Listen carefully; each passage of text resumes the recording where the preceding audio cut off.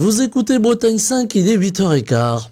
Bretagne 5, l'invité de la matinale. Et notre invité politique ce matin, Gwenolé Bourré, il est militant La France Insoumise à Rennes et il a fait le chemin, il a pris le train ce matin pour être avec nous en direct au micro de la matinale pour parler de l'actualité politique. Bonjour. Bonjour Stéphane Hamon.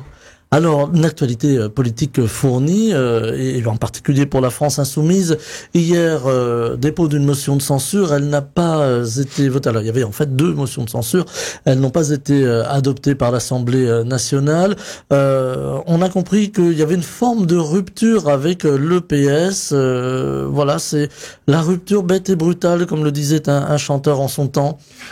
Moi, déjà, j'aimerais rappeler pourquoi est-ce qu'on a déposé une motion de censure contre ce budget. Premièrement, parce que c'est un des pires budgets qu'on a depuis 25 ans. Enfin, c'est un des budgets où il y a le plus de casse sociale. Pour rappel, on a moins 2,5 milliards d'euros sur l'écologie.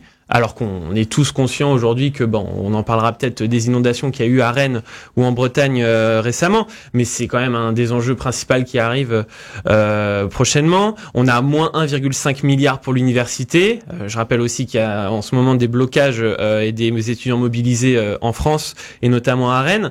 Et on a moins 200 millions d'euros sur l'éducation, moins 1,6 milliard d'euros sur le logement. Franchement, je vois pas dans quel monde des députés élus sur le programme du NFP, donc je parle des députés du Parti Socialiste, pouvaient ne pas censurer ce budget.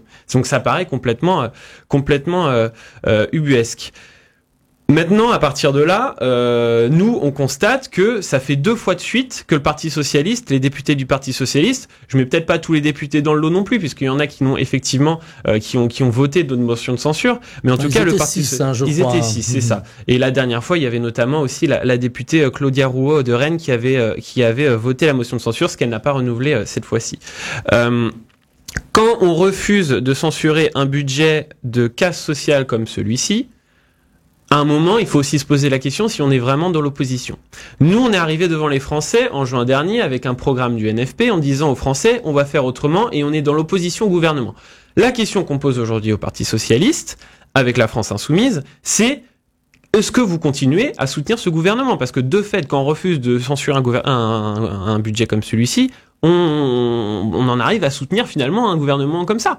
Donc en fait, il reste 2 motions de censure à partir de l'année prochaine. Si à terme des 2 motions de censure, le Parti Socialiste ne décide pas de voter et de rentrer dans l'opposition, en fait, on partira du principe que ces gens-là ne sont définitivement plus dans l'opposition et on en tirera les conséquences. On a entendu la colère de Jean-Luc Mélenchon, qui a dit voilà, désormais le NFP, en gros, c'est LFI, ce n'est plus le Parti Socialiste.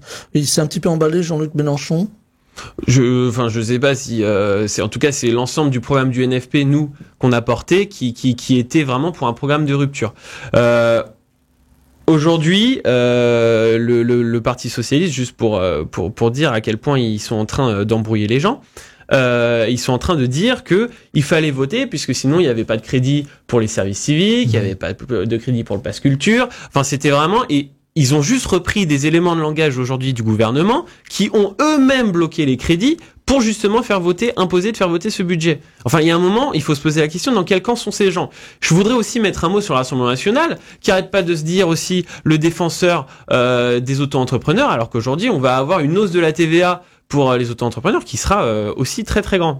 Donc, il y a ces deux partis, en fait, qui se sont aujourd'hui alliés, c'est un fait, pour sauver ce gouvernement Bayrou. Alors que nous, on aurait dû rester, c'est ce qu'on dit avec le NFP et les autres aussi, les écologistes sont d'accord avec nous, le Parti communiste est d'accord avec nous, on aurait dû rester ensemble pour demander ce qu'on demande depuis le début, c'est Lucie Castet à Matignon et un gouvernement du NFP.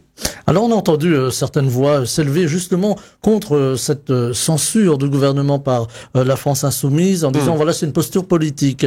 Qu'est-ce que vous répondez ?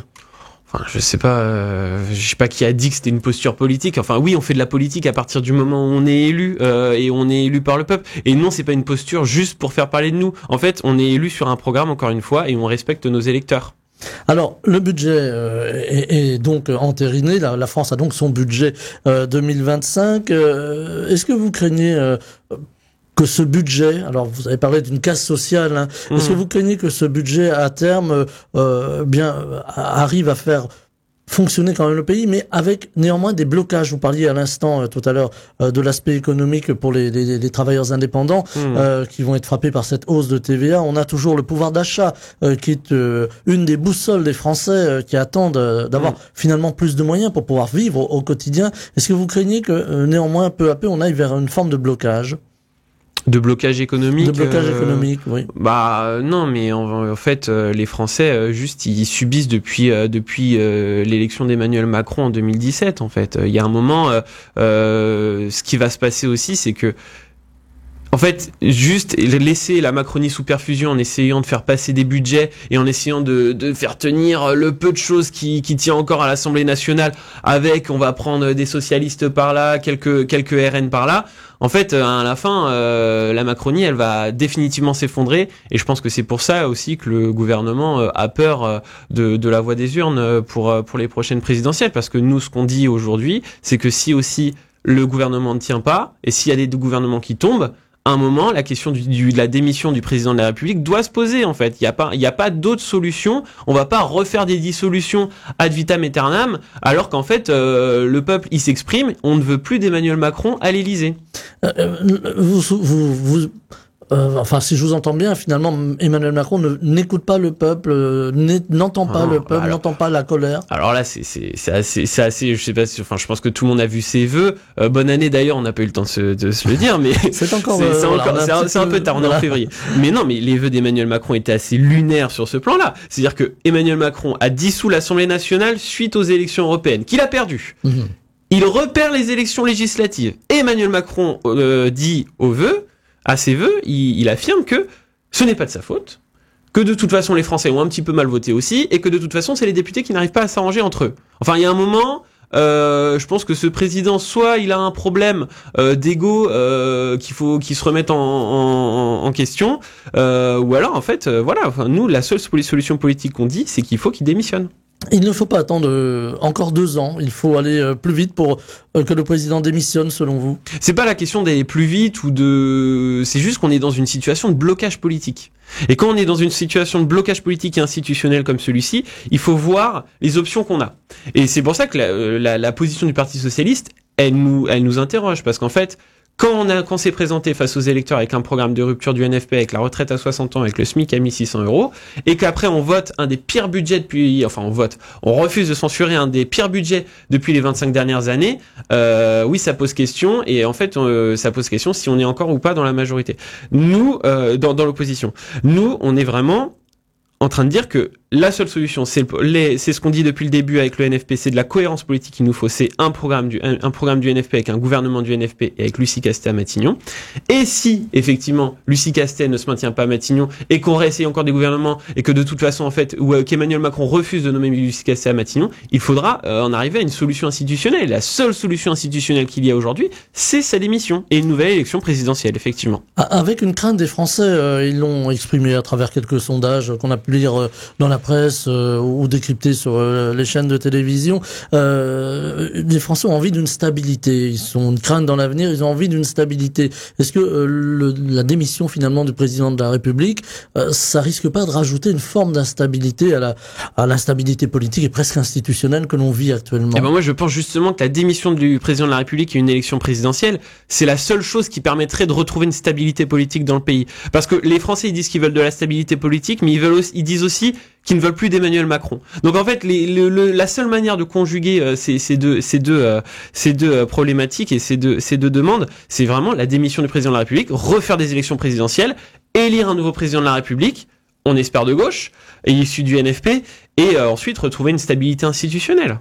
Avec le Rassemblement national qui reste en embuscade, hein, vous y faisiez allusion tout à l'heure, on a vu que sur la première motion de censure... Enfin, ils restent en embuscade, mais ils soutiennent le gouvernement quand même aujourd'hui. Voilà, mais il y a eu beaucoup de Français qui ont voté pour le Rassemblement national. Est-ce que c'est une forme d'inquiétude aussi dans les rangs de LFI que le Rassemblement national prenne, élection après élection, un petit peu plus d'ascendant?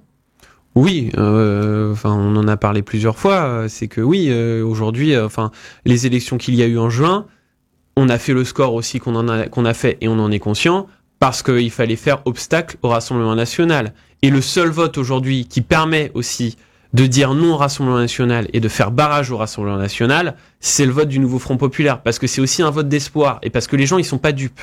Ils savent aussi, les gens, que si on réélit les mêmes depuis des années, c'est-à-dire les macronistes, et bien en fait, c'est un cercle vicieux et qui ne sert qu'à faire monter le Rassemblement National. Alors, il y aura des élections, elles bien prévues, les élections municipales.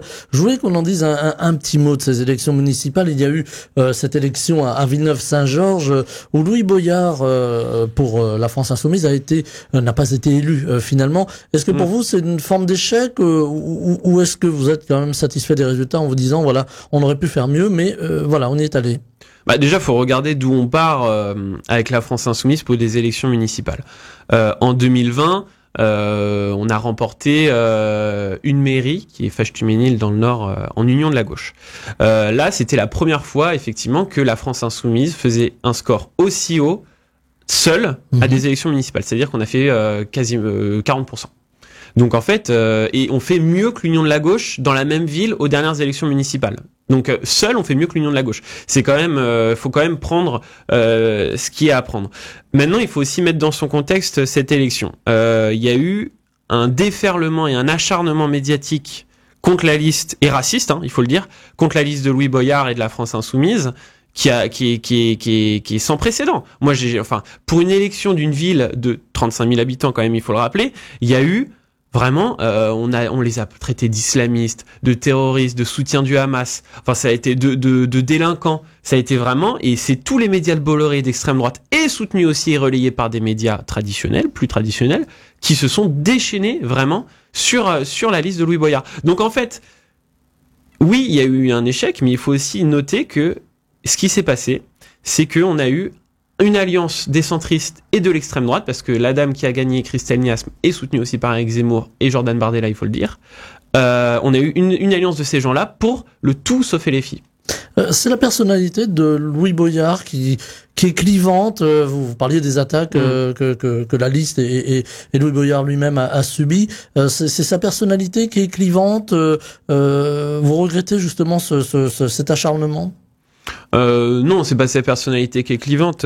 Si vous allez sur le terrain à Villeneuve-Saint-Georges, vous voyez que c'est un député qui est présent localement depuis des années et qui est plutôt aimé. D'ailleurs, s'il était tellement clivant, il n'aurait pas fait 40%, il serait pas arrivé en tête au premier tour, parce qu'il faut rappeler qu'il est arrivé en tête au premier tour des élections. Donc non, la question était pas là. C'est vraiment qu'il y a eu un acharnement médiatique de toute la classe politique et de toute la classe médiatique au niveau national contre cette liste, et pas que contre Louis Boyard d'ailleurs.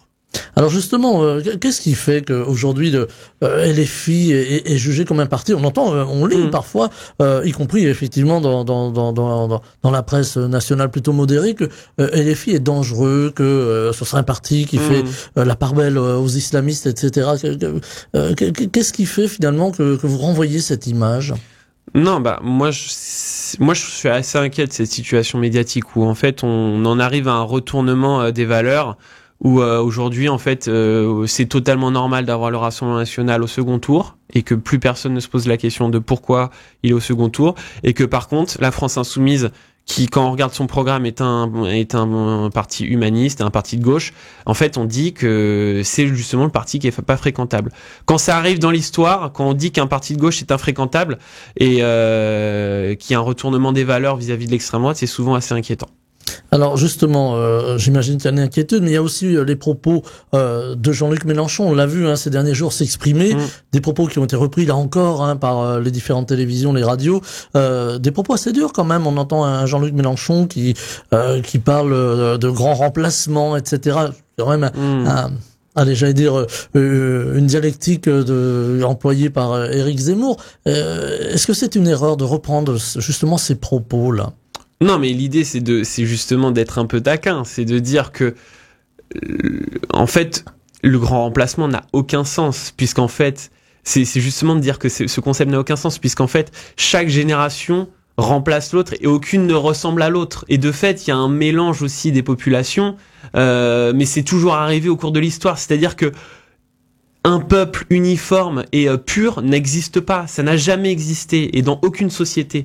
Et du coup, c'est juste ça c'est justement d'essayer de démonter ce mythe-là. Et d'ailleurs, si vous interrogez la plupart des universitaires et des sociologues, ils seront d'accord avec nous. Enfin, mais oui, c'est juste qu'aujourd'hui, il y a une inversion des valeurs dans les médias qui est assez délirante et qu'aujourd'hui, en fait, c'est normal d'être islamophobe, c'est normal d'être raciste, mais par contre d'avoir un discours humaniste et qui défend les opprimés, tout de suite on va nous traiter et qui défend aussi, qui critique le racisme, on va nous traiter de clientélistes ou je ne sais quoi. Enfin, il y a un moment, c'est assez délirant, quoi. C'est allé jusqu'à l'antisémitisme. On a taxé les filles d'être antisémites. Alors, pourquoi ? Parce qu'on critique la politique de Monsieur Netanyahou. On a, je veux dire, je veux rappeler quand même que ça fait plus d'un an et demi presque aujourd'hui, qu'il y a des dizaines de milliers d'enfants qui meurent sous les bombes à Gaza. Et c'est pour ça qu'on nous traite d'antisémites. C'est n'importe quoi. On va revenir au municipal dans un instant. Je voulais vous entendre puisque vous parlez de Gaza sur ce qu'a annoncé Donald Trump. Il a fait un petit rétropédalage quand même la nuit dernière sur le fait d'envoyer les Palestiniens en Jordanie, de faire de Gaza une sorte de Riviera sur la Méditerranée, une autre. Comment vous avez reçu ça? Non, mais c'est délirant. Enfin, ce qui se passe de toute façon, ce qui se passe aux États-Unis est délirant. Enfin, on a aujourd'hui Musk qui fait des saluts nazis. D'ailleurs, très intéressant. Hein, tous les médias français disent que, dans beaucoup de médias, on a entendu non, c'est pas un salut nazi. Regardez, en fait, il est autiste, il voulait faire ça. Enfin, n'importe quoi. Enfin, toute personne sensée a compris que c'était un salut nazi. Et oui, non, mais Trump aujourd'hui, il est pire qu'il y a 4 ans, en fait. C'est vraiment. Il est plus dangereux qu'il y a 4 ans. Ah bah oui, clairement. Enfin, ses soutiens sont plus dangereux.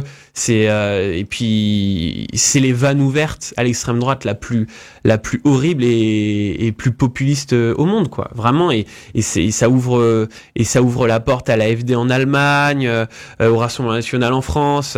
C'est une alerte. On est vraiment dans un moment historique où il faut être tous en alerte et comprendre que justement des inversions de valeurs, comme je vous parlais tout à l'heure, c'est vraiment hyper inquiétant, et quand ça arrive dans l'histoire, ça présage vraiment rien de bon. Ça veut dire aussi que la France, l'Europe doivent s'armer. Alors quand je dis s'armer, je parle pas forcément de guerre, mais en tout cas s'armer politiquement contre on va dire les élucubrations de Donald Trump en ce moment.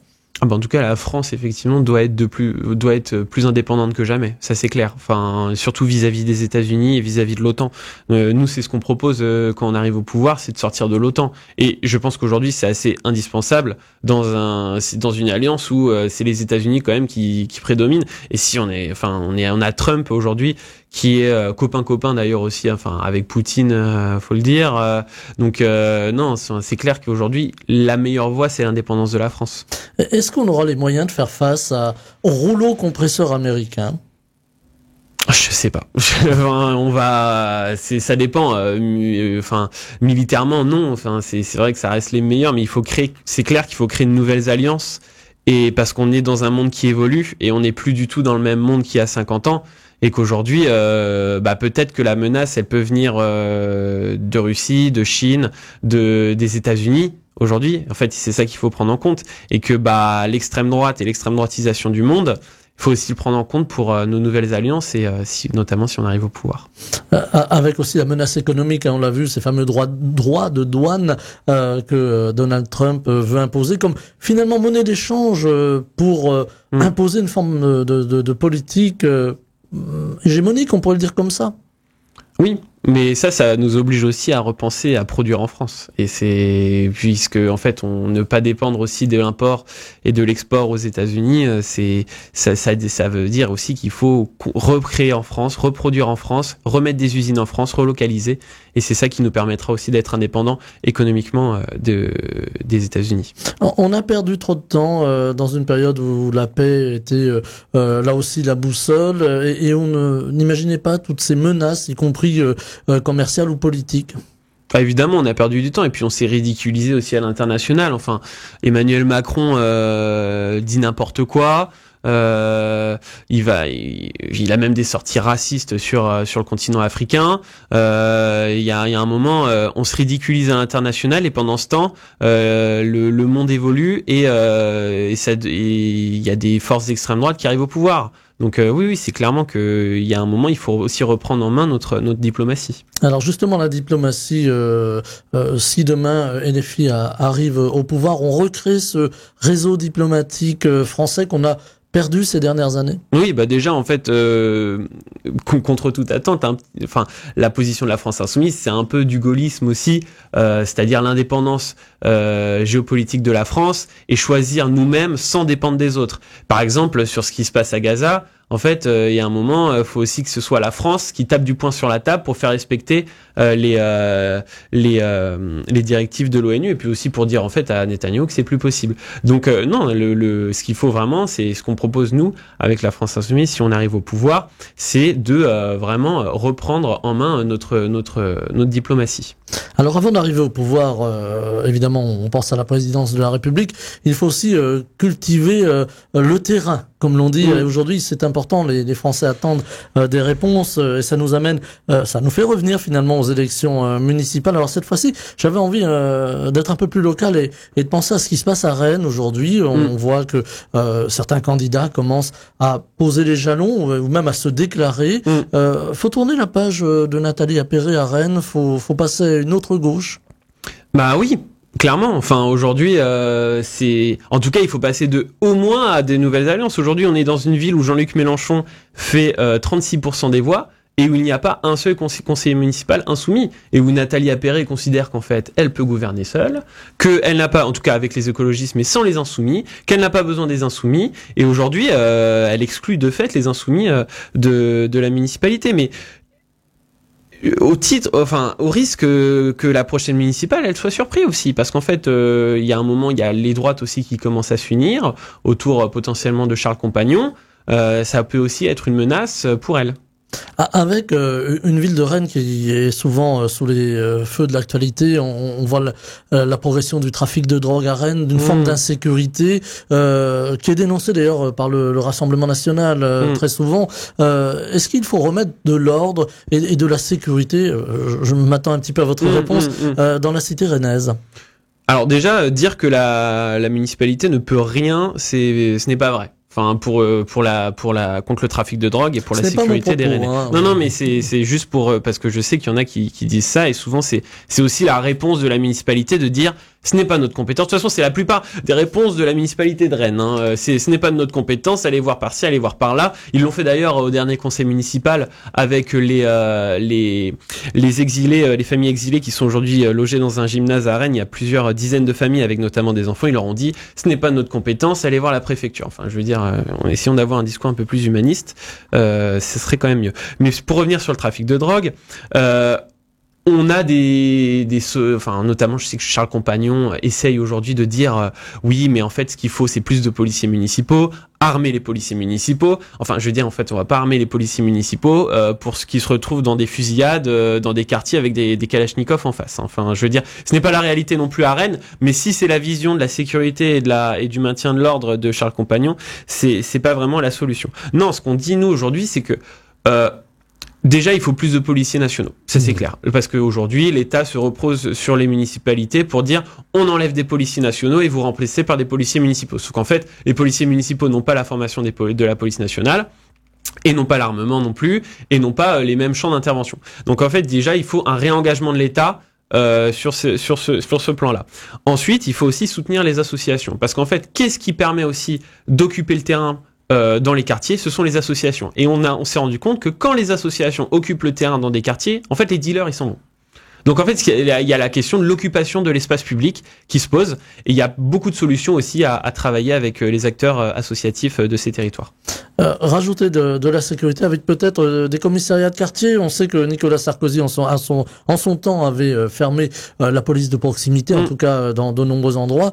Il faut rétablir ce lien entre la police de proximité, les habitants des quartiers et également les liens avec les associations. Bah c'est clair. En fait, pour habiter dans un quartier populaire à Rennes, pour vous dire, on voit des policiers à Rennes simplement quand le ministre de l'Intérieur fait un détour et ensuite on se retrouve avec 5 camions de CRS sur la dalle ou dans le quartier. Par contre, après, on les voit plus. Donc, en fait, on a un dispositif extrêmement agressif qui se déploie Quand on a besoin d'un effet d'annonce, donc extrêmement agressif, vraiment on va. Et puis je peux vous dire, quand on se balade et qu'on voit des policiers en armure, une vingtaine de policiers en armure qui se baladent, ça met une ambiance. Non, oui, c'est clair qu'aujourd'hui il faut retrouver une police de proximité comme on avait à l'époque, c'est-à-dire le policier qui va prendre son café, qui discute avec les gens, qui tisse du lien, qui connaît les gens aussi dans le quartier. Et c'est ça aujourd'hui qui manque. C'est vraiment de connaître les gens, de connaître la situation du quartier, plutôt que déployer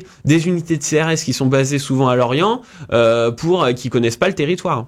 Alors, on a aussi, vous parliez de Bruno Retailleau, les propos de Bruno Retailleau, et un Bruno Retailleau qui est lui aussi souvent sous les feux de l'actualité, qui veut faire des choses autour de l'immigration, qui veut faire des choses autour de l'insécurité. Est-ce que pour vous c'est plus de la communication ou c'est vraiment réellement quelque chose qui peut aller évoluer dans le futur vers des actions très concrètes? Non, mais ça fait des dizaines d'années que on a la même stratégie vis-à-vis du trafic de drogue, c'est-à-dire la répression, c'est-à-dire essayer toujours plus de policiers, toujours plus armés. En fait, aujourd'hui, ce qu'on se rend compte, c'est faux, il n'y a pas plus de policiers, ils suppriment des postes de policiers la plupart du temps, et qu'aujourd'hui, l'armement ne permet pas, il n'y a aucune étude qui montre que armer la police, y compris la police municipale, fait reculer la criminalité. C'est pas vrai. Ceux qui racontent ça sont des menteurs. Non, ce qu'il faut aujourd'hui, c'est dire vraiment qu'il faut trouver d'autres solutions. Je pense qu'aussi la légalisation du cannabis, et je parle pas des drogues dures, mais par exemple le cannabis qui concentre une grande partie quand même du trafic de drogue, ça permettrait aussi d'alléger une partie du travail de la police pour qu'ils se concentrent sur des réseaux de trafiquants beaucoup plus lourds. Et il faut s'attaquer aux têtes de réseau, aux gros bonnets. Et là, il faut donner des moyens à la police d'investigation. Avec aussi ce volet prévention, éducation, on voit beaucoup de jeunes qui tombent dans le trafic de drogue parce que l'appât du gain finalement, ou les échanges de vêtements et autres. Bien voilà, ça séduit. Là aussi, il faut que les associations soient là, soient présentes, essayer d'éloigner les jeunes. Les associations, mais il faut pas se reposer non plus que sur les associations parce qu'elles font déjà beaucoup et il faut saluer ce qu'elles font. Parce que sans elles, en fait, la situation serait infiniment pire. Faut quand même se rendre compte. Mais je recommande à vos auditeurs un article de Street Press qui a fait un article dans le quartier de Morpa pour voir pourquoi les dealers, ces jeunes tombent dans le deal aujourd'hui. Et en fait, oui, c'est clair qu'il faut un accompagnement. Et en fait, ils le disent très clairement. En fait, moi, je tombe dans le deal parce que j'ai pas de travail, j'ai pas de formation, on me propose aucun avenir. Et en fait, on me dit, assis-toi sur le coin de la rue et tu vas gagner 100 € ou 50 € à la journée. Donc forcément, pour ces jeunes-là, le choix il est vite fait entre rien gagner et pouvoir faire un peu d'argent facile.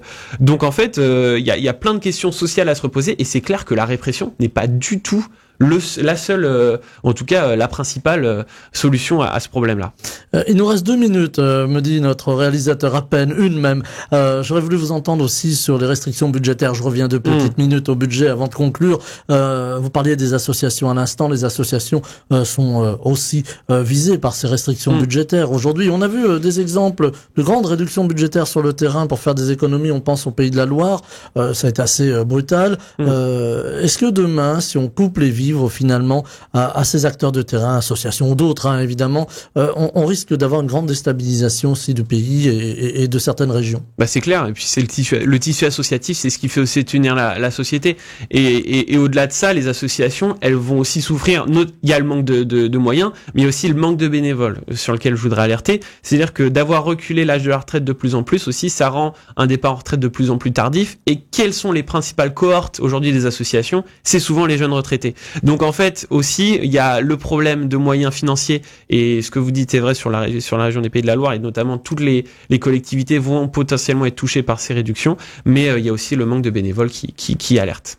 Voilà, et c'est sur ce constat que l'on va conclure. Gwenolé Bourré, militant La France Insoumise, était avec nous ce matin et on a évoqué aussi les municipales. Je le dis pour les auditeurs, on va en parler de plus en plus. Ça va venir très vite finalement. Merci infiniment d'avoir été avec nous et je vous souhaite une très belle journée. Merci à vous. Bretagne 5, Stéphane Hamon, le 7-9.